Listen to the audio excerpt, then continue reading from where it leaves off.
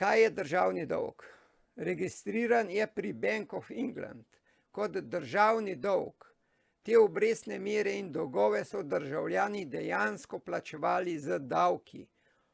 Ob zavlačevanju odplačila državnega posojila pa so sledile zamudne obresti, tako da je morala država zvišati davke in še bolj oglobiti ljudi. Ime Bank of England je bilo vzeto prav zato, da bi državljanom vlivalo zaupanje, tako da bi jih povezalo z nečim nacionalnim, čeprav je šlo za zasebno banko. Imena njenih največjih delničarjev niso bila nikoli razkrita. Znano pa je, da so se zavezali plačati 1,4 milijona funtov zlata in tako odkupiti svoj delež. Plačali so le 3/4 milijona, a kljub tej majhni tehnični pomanjkljivosti je banka leta 1704 začela prodajati delnice, da bi povečala začetni kapital.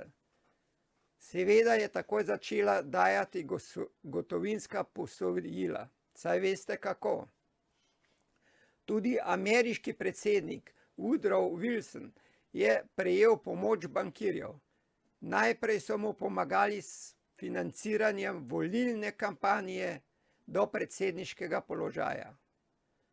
Nato so mu pokrili velik finančni dolg in ga na koncu izsiljevali z nečim iz njegove mladosti. Tako je Wilson v kongresu leta 1913 vsilil zakon, po katerem lahko združenje največjih zasebnih bank, Federal Reserve, tiska denar brez zlate osnove, torej ga ustvarja iz nič. Od takrat do danes si mora ameriška vlada izposojati dolarje pri tej močni skupini finančnih goljufov in ustvariti ogromen državni dolg.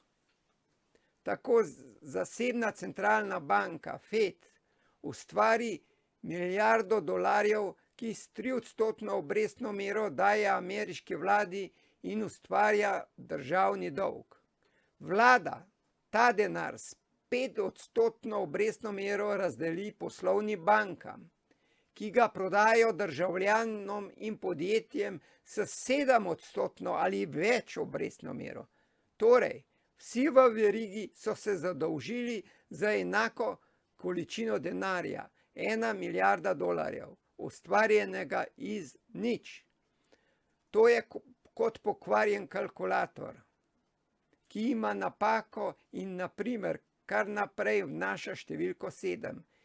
In vsako število, ki ga vnesete, se pomnoži s 7. Torej, kalkulator vedno daje napačen rezultat. 2 krat 2 lahko postane 28, 3 plus 4 pa 49 in tako dalje. Če operater s takšnim kalkulatorjem ustvarja svoje račune ali obračunava obresti, se bo kmalu znašel v vrtiljaku iskajoč nek pomen. Danes se na tem finančnem vrtiljaku vrti ves svet. Pred 50 leti je bilo približno 5% tega špekulativnega denarja v svetovnih finančnih tokovih. Danes 97% kapitala kroži špekulativno. Državni dolg v Veliki Britaniji je leta 1996 znašal 380 milijard funtov. Od tega je 30 milijard funtov samo obresti. Za dolgovi komercialnih bank danes znaša več kot bilijon funtov. V Veliki Britaniji je to številka z 18 ničlami. In to je največja legalna goljufija v zgodovini človeštva. Tako je ena skupina posojilodajalcev v obdobju 300 let postala ugledna svetovna bančna elita, danes so tako rekoč gospodarji sveta. Dobesedno ni države, nobenega človeka na planetu, nobenega podjetja, ki jim ne bi dolgoval denar. Ta dolg je tako velik, da ga nikoli ni moč odplačati. Kajti, če bi država hotela poplačati svoj dolg, bi morala iz denarnih tokov dvigniti ves denar in vse vrednostne papirje. To bi pripeljalo do popolnega razpada države. Gre za neskončno igro številk zadolževanja in ustvarjanja vrednosti, ki ne obstaja. Spreminjanje denarja v blago, ki se oceni in prodaja na trgu, ni ustvarilo le bankirjev za bogate ljudi, ampak je večino človeštva spremenilo v sužnje. Ker bankirji s špekulativnim, namišljenim denarjem že 100 let kupujejo pravo bogastvo, zemljo, nafto, rudnike, človeško delo, vlagali so v izgradnjo infrastrukture v številnih državah po svetu, hkrati pa so širili svoj bančni imperij.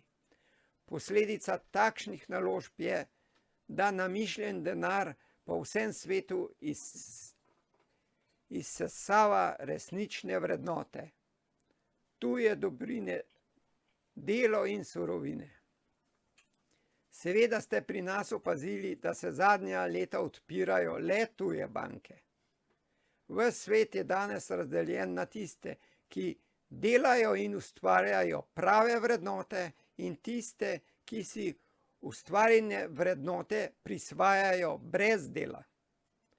In ne glede na to, koliko so posamezniki in nacionalna gospodarstva delali in ustvarjali, vedno ostanejo dolžniki.